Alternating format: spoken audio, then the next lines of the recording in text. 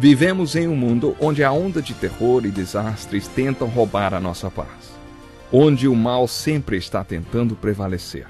Mas vemos pela palavra de Deus desde o Antigo Testamento que o cuidado de Deus para com aqueles que o temem e o buscam é muito real e permanente. Fique atento a mais um programa Encontro com a Palavra. Aqui apresentamos a palavra de Deus como resposta a todas as mais difíceis questões da vida. Agora com você, Pastor Edson Bruno. Olá, seja muito bem-vindo a mais um programa Encontro com a Palavra. Nós estamos aqui para mais um momento de estudo da Bíblia, versículo por versículo. Nós estamos estudando a primeira carta de Paulo aos Coríntios e já chegamos ao capítulo 5. Meu convite é: acomode-se e acompanhe conosco. Há muito para aprendermos juntos. No capítulo 5, Paulo tratou de um problema específico na igreja de Corinto. Um problema que ainda não havia sido abordado nos capítulos anteriores. Talvez ele tenha ficado sabendo desse problema através dos irmãos que se reuniam na casa de Cloe. Isso, na verdade, não importa. O fato é que ele tinha conhecimento de um caso de imoralidade lá na igreja de Corinto. E este caso de imoralidade era bastante sério. Todos na igreja sabiam desse caso, mas ninguém tinha feito nada a respeito. Mesmo tendo um caso de imoralidade no meio deles, os coríntios eram espiritualmente orgulhosos. É isso mesmo.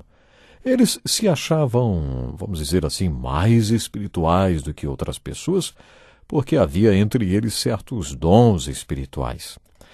Este foi o problema abordado por Paulo no capítulo 5 desta carta. Ouça com atenção qual foi o tratamento de Paulo para este problema. Ele escreveu assim: por toda parte se ouve que há imoralidade entre vocês, imoralidade que não ocorre nem entre os pagãos, ao ponto de um de vocês possuir a mulher de seu pai.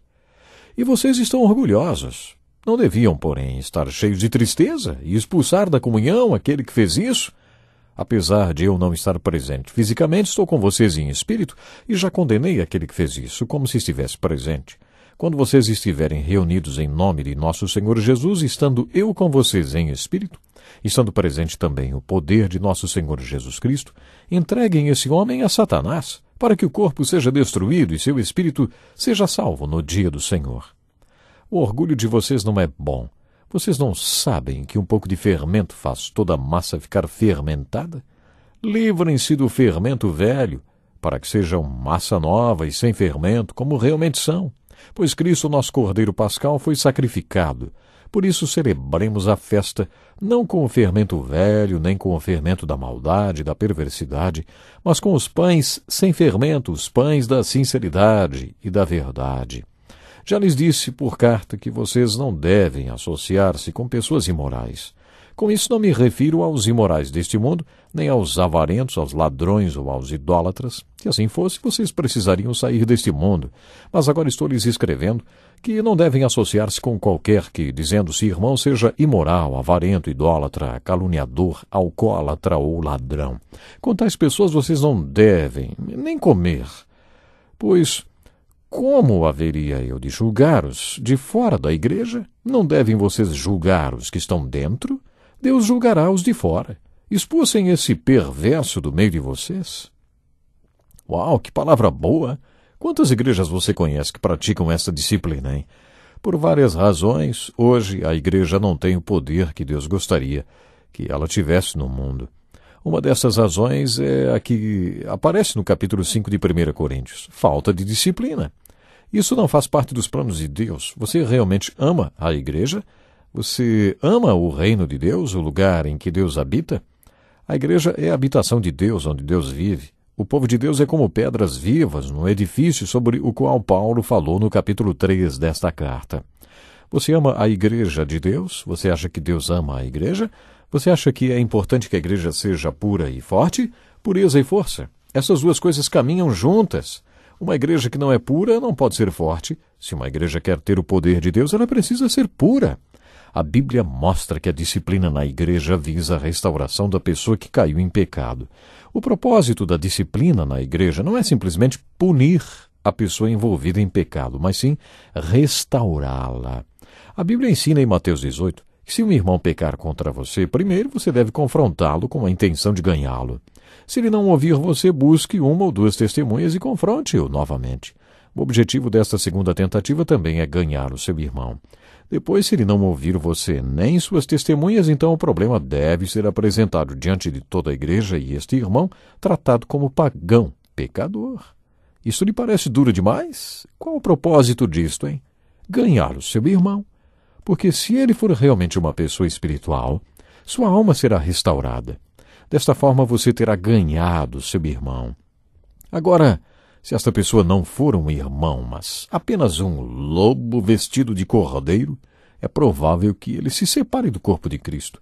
Nesse caso, ele deve ser tratado como pecador, porque na verdade é isso que ele é.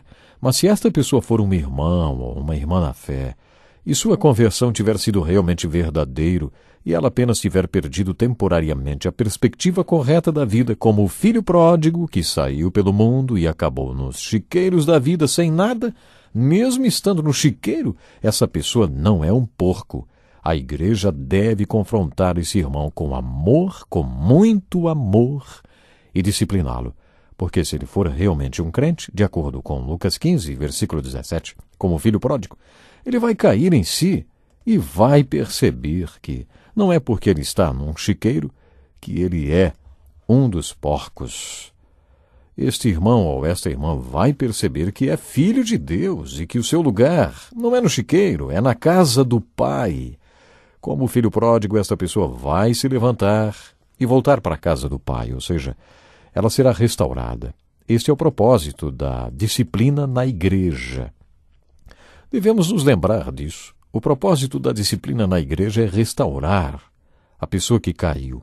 A motivação da disciplina na igreja é o amor por aqueles que caíram para que sejam restaurados. Mas, além disso, a disciplina na igreja é motivada também pelo amor de Deus, a sua igreja, o amor de Deus. E também, claro, vamos dizer aqui o amor da igreja dele. A motivação e o propósito da disciplina na igreja também é a glória de Deus, a glória de Cristo, a glória de Deus, o testemunho, a pureza da igreja aqui neste mundo. Se não aplicarmos a disciplina na igreja, estaremos demonstrando desinteresse pela igreja e que não nos importamos se Deus ou se Jesus Cristo não está sendo glorificado. Se não formos diligentes na questão da disciplina na igreja, estaremos mostrando desinteresse também pela pessoa que caiu em pecado e por sua restauração. Estaremos demonstrando que para nós não faz diferença se esta pessoa confessar e se arrepender do seu pecado. Depois de estabelecer estes princípios, Paulo contou que esta carta que chamamos de 1 Coríntios, na verdade, não foi a primeira carta que ele escreveu aos Coríntios. Paulo deve ter escrito muitas outras cartas que não conhecemos. No versículo 9 do capítulo 5, vemos uma referência a uma delas. Diz assim: já lhes disse isso por carta. Já disse isso por carta, que vocês não devem associar-se com pessoas imorais. Não tivemos acesso a essa carta. Paulo deixou claro que não era para eles se associarem com pessoas sexualmente imorais. Paulo não estava se referindo aos imorais, idólatras ou gananciosos do mundo, porque se fosse assim não poderíamos viver no mundo. Ele foi bem taxativo. Ouça o texto bíblico que ele diz: já lhes disse por carta que vocês não devem associar-se com pessoas imorais. Com isso não me refiro aos imorais deste mundo, nem aos avarentos, aos ladrões, nem aos idólatras. Se assim fosse, vocês precisariam sair deste mundo. Através do capítulo 17 de João, aprendemos que o Senhor nunca quis nos tirar do mundo. Em sua oração sacerdotal, Jesus orou assim, não rogo que os tires do mundo, mas que os protejas do maligno. Eles não são do mundo, como eu também não sou. Santifica-os na verdade. A tua palavra é a verdade. Assim como me enviaste ao mundo, eu os enviei ao mundo. Em outra carta, Paulo já havia dito que eles não deviam se associar com pessoas imorais, mas ele não se referiu às pessoas imorais do mundo. Quer dizer, devemos nos associar com as pessoas do mundo que são imorais. O que foi? Isso chocou você? Talvez você não goste dessa ideia, mas tente se lembrar que Jesus nos enviou ao mundo exatamente da mesma forma que o Pai o enviou. Você acha que Jesus não se associou com pessoas imorais? Claro que sim. Ele não foi em desmancha-prazeres, não. Aquelas pessoas respondiam positivamente à pregação de Jesus. Como vamos pregar o evangelho aos pecadores se não temos contato com eles? Jesus foi chamado de amigo dos pecadores. Você tem alguma coisa contra isso? Deixe-me perguntar, você tem algum amigo assim? Algum amigo que seja pecador? Você tem qualquer envolvimento com alguma pessoa que seja imoral? Isso não quer dizer que você é companheira da pessoa nas suas práticas imorais. Isso sim pode ser perigoso. Jesus mesmo disse que estava nos enviando como se fôssemos ovelhas no meio de lobos. Enquanto os pastores cuidam de suas ovelhas, eles temem que algum lobo ou coiote venha atacá-las. Jesus falou 2 vezes que estava nos enviando ao mundo e que isso era perigoso. Uma vez ele disse: eu os estou enviando como ovelhas ao meio de lobos. Portanto, sejam astutos como as serpentes e sem malícia como as pombas. O mundo é um lugar muito perigoso e por isso devemos estar em sintonia com o pastor. Mas é exatamente no mundo que Jesus quer que estejamos. Jesus usou outra ilustração para falar a mesma coisa. Vocês são o sal da terra, mas se o sal perder o seu sabor, como restaurá-lo? Não servirá para mais nada, exceto para ser jogado fora e pisado pelos homens. Se o sal não sair do saleiro, ele perde o sabor. O sal dentro do saleiro não salga nada. Sal dentro do saleiro não leva vida às pessoas. Sal dentro do saleiro não preserva contra a corrupção. Mas, infelizmente, existem muitos crentes que são como o sal dentro do saleiro sempre. Não é isso que Jesus quer de nós. Ele quer que sejamos como a luz que brilha na escuridão no meio de uma geração perversa. É no meio deles que Jesus quer que estejamos. Imagine um candelabro com milhares de luzes. É assim que a igreja deve ser. Onde existe a necessidade de luz, ora, no meio da escuridão. Experimente levar uma destas luzes para algum canto escuro do mundo e você verá como o lugar vai ficar iluminado. Quando Paulo escreveu que não era para eles se associarem com pessoas imorais, e ele não estava se referindo às pessoas do mundo, sabe o que foi que ele disse? Que não era nem para comermos com alguém que se diz crente e é sexualmente imoral, ganancioso, idólatra mesmo, beberrão, corrupto, difamador.